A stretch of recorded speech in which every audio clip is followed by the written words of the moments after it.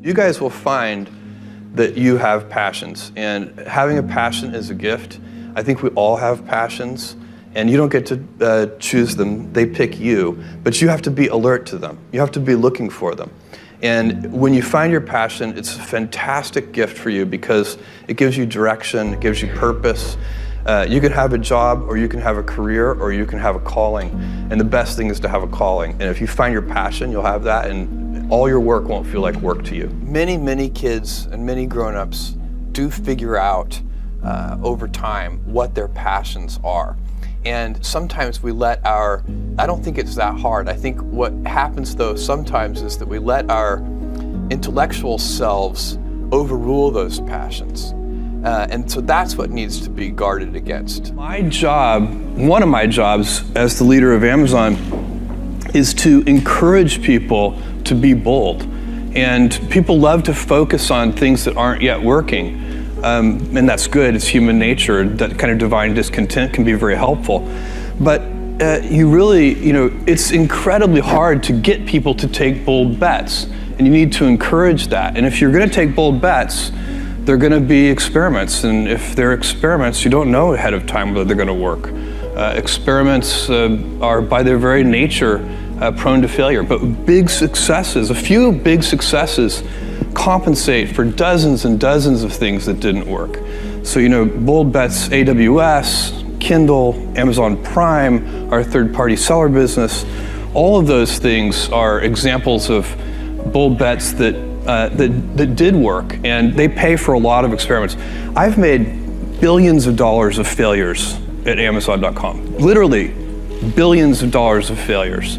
And you might remember Pets.com or Cosmo, or give myself a root canal with no anesthesia very easily. None of those things are fun, but they don't matter. What really matters is companies that don't continue to experiment, companies that don't embrace failure, they eventually get in a desperate position where the only thing they can do is make a kind of Hail Mary bet at the very end of their corporate existence. Whereas companies that are, making bets all along, even, big bets, but not bet the company bets. I don't believe in bet the company bets. That's when you're desperate. That's the last thing you can do. It's not, you could be out of work and have terrible work-life balance. Even though you've got all the time in the world, you could just feel like, oh my God, I'm miserable, and you would be draining energy. And so you have to find that harmony. It's a much better word. And I think for most people, it's about meaning. People want to know that they're doing something interesting and useful. And for us, because of the challenges that we have chosen for ourselves, we get to work in the future, and it's super fun to work in the future for the right kind of person. You need to be nimble and robust. So you need to be able to take a punch, and you also need to be quick and innovative and doing new things at a high speed. That's the best defense against the future. And you have to always be leaning into the future. If you're leaning away from the future is going to win every time. Never, ever, ever lean away from the future. We all have adversity in our lives. I doubt if you really, if you know somebody, any friend or anybody that you talk to, there's no lack of adversity. And by the way, that's good, because it's what teaches us how to get back up. You fall down, you get back up. It always happens.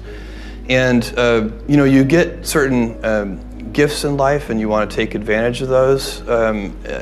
But I guess my advice on adversity and success would be to be proud not of your gifts, but of your hard work and your choices. So you may be the kinds of gifts you get in life. You might be really good at math. It might be really easy for you. That's a kind of gift. But practicing that math and taking it to the next step, that could be very challenging and hard, and take a lot of sweat.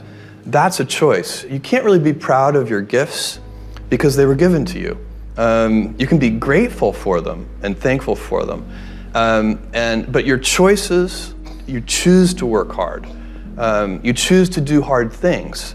Those are choices that you can be proud of. Being an inventor requires, because the world is so complicated, you have to be a domain expert. I mean, in a way, even if you're not at the beginning, you have to learn enough so that you become a domain expert. But the danger is once you become a domain expert, you can be trapped by that knowledge. And so inventors have this paradoxical ability to have that 10,000 hours of practice and be a real domain expert and have that beginner's mind. Have that look at it freshly even though they know so much about the domain. And that's the key to inventing. You have to have both. And I think that is intentional. I think all of us have that inside of us and we can all do it, but you have to be intentional about it. You have to say, yeah, I am going to become an expert and I'm going to keep my beginner's mind. You can't skip steps. You have to put one foot in front of the other. Things take time. There are no shortcuts. And but you want to do those steps with passion and ferocity. It's easy to have ideas. It's very hard to turn an idea into a successful product. There are a lot of steps in between, and it takes persistence, relentlessness. So I always tell people who are, who think they want to be entrepreneurs, you need a combination of stubborn relentlessness and flexibility. And you have to know when to be which. And basically you need to be stubborn on your vision because otherwise it'll be too easy to give up. But you need to be very flexible on the details because as you go along pursuing your vision, you'll find that some of your preconceptions were wrong. And you're going to need to be able to change those things. So I think taking an idea successfully all the way to the market and turning it into a real product that people care about and that really improves people's lives is a lot of hard work. Don't try to chase what is kind of the hot passion of the day. I think we actually saw this, I think you see it all over the place in many different contexts, but I think we saw it in the internet world quite a bit where, at the sort of peak of the sort of internet, mania in say 1999, you found people who were, very passionate about something. They kind of left that job and decided I'm going to, go do something in the internet because it's, it was almost like the 1849 gold rush in a way. I mean, you find that people, if you go back and study the history of the 1849 gold rush, you find that, at that time, everybody who was within shouting distance of California was, they might have been a doctor, but they quit being a doctor and they started panning for gold. And that almost never works. And even if it does work, according to some metric, financial success or whatever it might be, I suspect it leaves you ultimately unsatisfied. So you really need to be very clear with yourself. And I think one of the best ways to do that is this notion of projecting yourself forward to age 80, looking back on your life and trying to make sure you've minimized the number of regrets you have. That works for career decisions, it works for family decisions. Do you want, I have a 14-month-old son, and it's very easy for me to, if I think about myself when I'm 80, I know I want to watch that little guy grow up. And so I don't want to be 80 and think, shoot, I missed that whole thing and I don't have the kind of relationship with my son that I wished I had, and so on and so on. So if you think about that, so I guess another thing that I would recommend to people is that they always take a long-term point of view. And I think this is something about which there's a lot of controversy. There's a lot of people, and I'm just not one of them, believe that you should live for the now. I think what you do is you think about the great expanse of time ahead of you and try to make sure that you're planning for that in a way that's going to leave you ultimately satisfied. So this is just this is the way it works for me. And I mean, everybody needs to find that for themselves. So I think there are a lot of paths to satisfaction, and you need to find one that works.